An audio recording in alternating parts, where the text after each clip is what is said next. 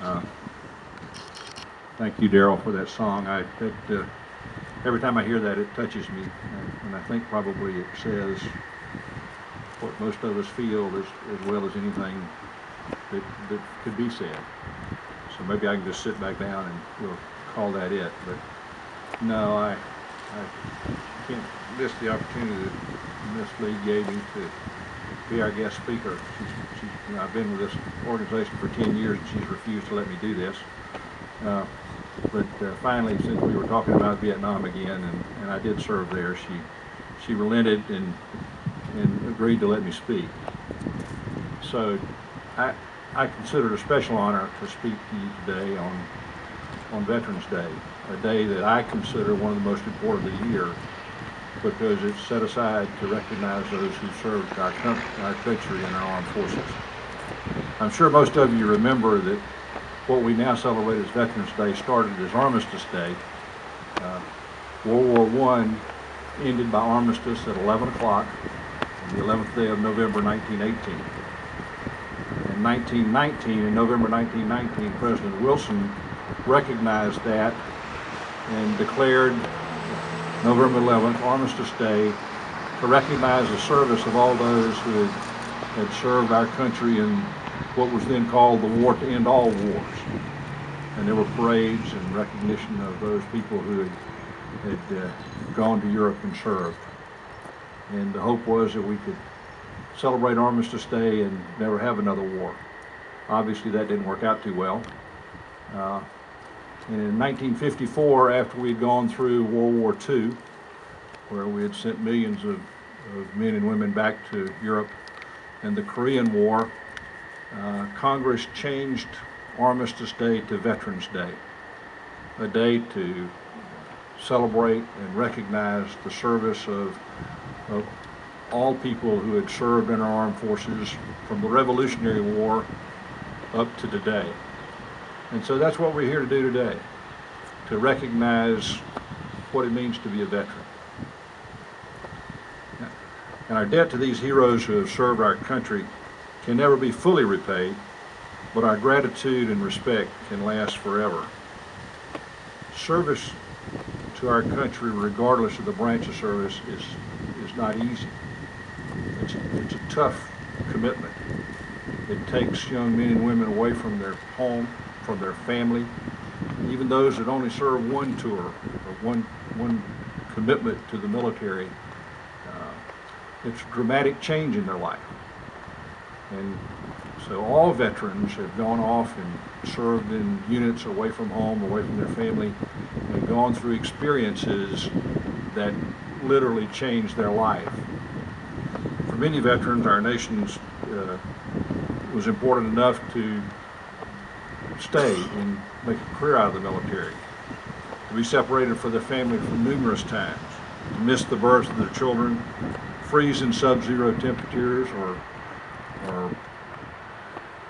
deal with the heat of jungles around the world, and far too often they lost their life.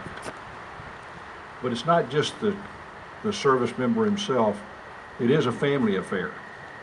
Military spouses have had to endure career interruptions, where they have a job but can't keep it as they move around, frequent changes of address, not having a place that you can call home, and a disproportionate share of the parental responsibilities that we have as families. And it's equally tough on the children, probably in time of conflict like we've been going through for the last 15 years, even more so. Because the children who would like to have a stable home life get moved from place to place just like the rest of the family. They give up their friends. They change schools. And most importantly, particularly in times of conflict, when their mom or their dad goes off to combat, they don't know whether they'll come home or not. So military life is not an easy life. Being a veteran says that you have endured on the behalf of our country, and that's to be recognized and respected. Military service also brings rewards.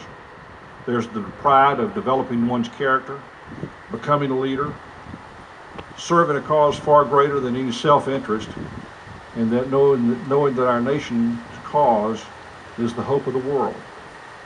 Every man and woman who wears America's uniform is part of a long, unbroken line of service, an unbroken line of achievement and honor. No single power in history has done greater good, shown greater courage, liberated more people, or upheld standards of decency and valor than the armed forces of the United States of America. Those of us who serve in those armed forces can be proud to be a part of that. This is a legacy to be proud of, and those of us who contributed it must never be taken for granted. To honor our veterans, we must keep promises we made to them. We must care for those who have been injured. We must honor those who died, and we must never forget those who have not yet been found.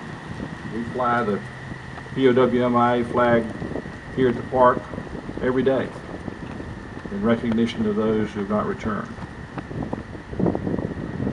Service in the military changes you as an individual.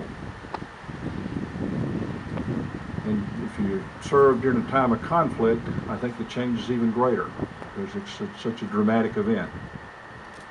Today I want to focus on the Vietnam War. We have, over the years here at the park, set our Veterans Day program to focus on different combat experiences. We've talked about Vietnam before. In fact, I think this is the third time. The Veterans Park has been recognized as one of the first partners in the 50-year anniversary of the Vietnam War. And so this is a continuation of that tradition of being sure that we recognize the various conflicts that we've had. We recognized our service members by branch of service, but now I'd like to ask all of the Vietnam veterans to stand. If you're a Vietnam veteran, please stand.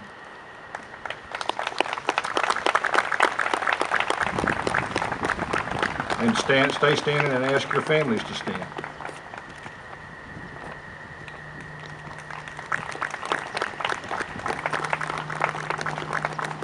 Thank you. I'll say it again, but thank you for your service. The rest of my comments really are kind of based on my experience from being in Vietnam in 1969, some 45 years ago. But parts of it seem like it was just today. Let me put Vietnam in perspective as it relates to other conflicts or other wars that we've been in, at least as I see it. Because it was different from most previous wars. We kind of eased into Vietnam.